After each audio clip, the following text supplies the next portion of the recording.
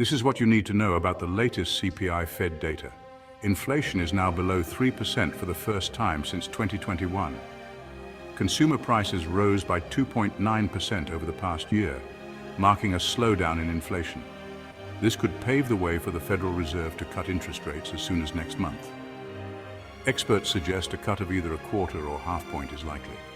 In comparison to the CPI data, wage increases in the United States last year from date averaged around 4.2%, outpacing the current inflation rate. Some see this as optimistic, but keep in mind we have been above the 2% target for well over a year. This prolonged period of higher inflation than mandated by the Fed as acceptable has had investors uneasy and households feeling the pain. Today's CPI data revealed that food prices slightly increased by 1.2%.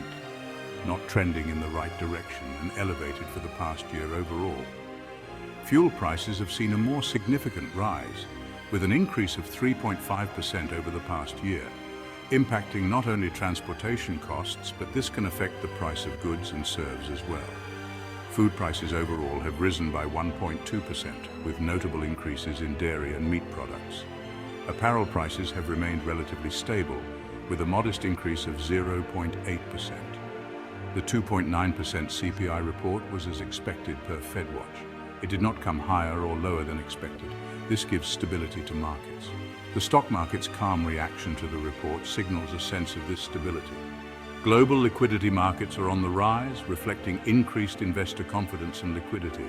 Compared to the last CPI report, this decline is a positive step, but it's still not at the target of 2%. Inflation has been above 2% for the past several years, indicating ongoing economic challenges. Housing prices have also seen an increase, with a rise of 2.3% over the past year, adding to the overall inflationary pressures in the economy. The difference between the current CPI rate of 2.9% and the Federal Reserve's target of 2% highlights the ongoing efforts needed to stabilize the economy. Core inflation, which excludes volatile items like food and energy, is often higher than the CPI rate. This difference is crucial for understanding underlying inflation trends. The way CPI data is calculated today has evolved. 10 years ago, the basket of goods and services was different, reflecting changes in consumer habits and technological advancements. Today, the CPI includes a broader range of items, and the methodology has been refined to provide a more accurate picture of inflation. This evolution helps policymakers make better informed decisions.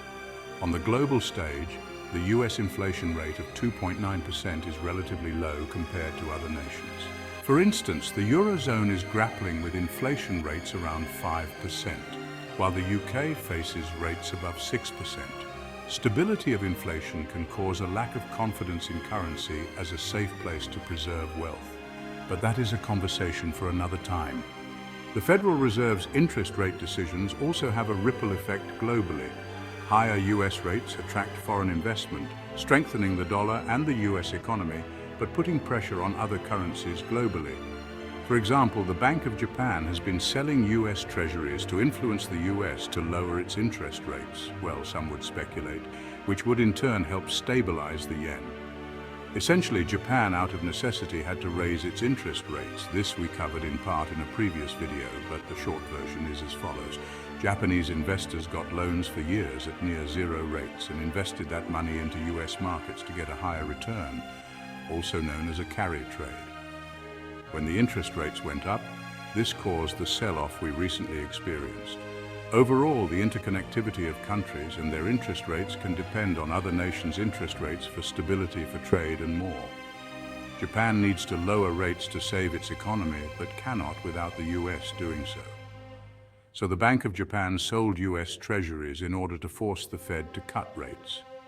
The Fed would be incentivized to, in order to refinance the treasuries that it would have to buy and that Japan sold, and would rather do so at a lower rate. Hence, we inch closer to Fed cuts. CPI is but an ingredient in this equation. Currently, all nations are in desperate need of liquidity in order to not stagnate their economies. These dynamics affect international trade and economic stability of currencies' values in comparison to others, making it crucial for global policymakers to coordinate their efforts. Understanding these global interconnections is key to navigating the complexities of today's economic landscape. Stay informed and stay ahead. Global liquidity is on the rise, and investor confidence of those that understand liquidity cycles is growing. This trend is part of a broader business cycle that some investors follow to make strategic decisions. Some investors focus on micro events like this CPI report, while others focus on more macro and liquidity cycles. Similar trends in the past have shown that rising global liquidity can lead to shifts in value expansion. Investors often look at these cycles to predict market movements. For the past few years, we have been in a tightening cycle with interest rate hikes and the Fed selling off their balance sheets. But from most metrics, it appears we're about to go back into a liquidity cycle and the Fed reverse action.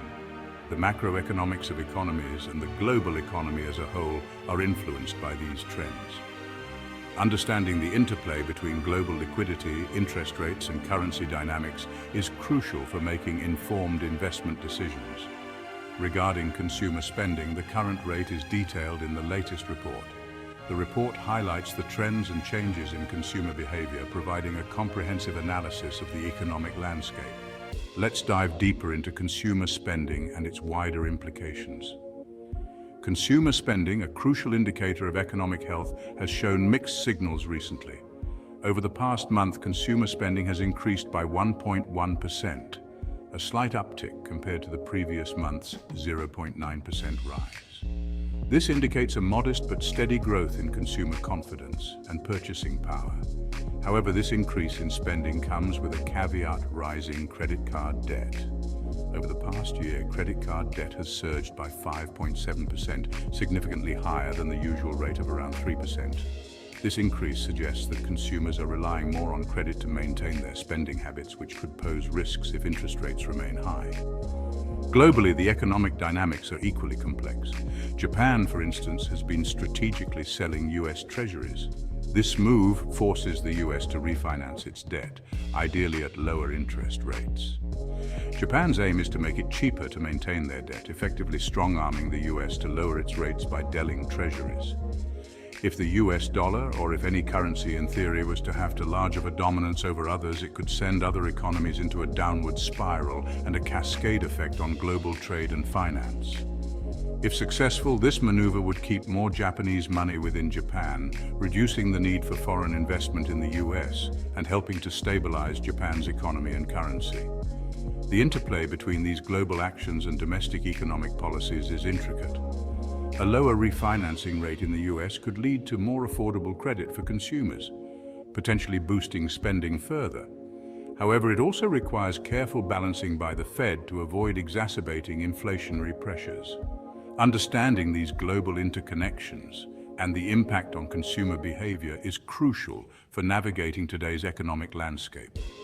If you appreciated the topics today, please like and subscribe for more content like it. If you have topics you would like to hear about, please drop a comment below. Stay informed, stay ahead, and stay with us as we guide you through these financial footsteps.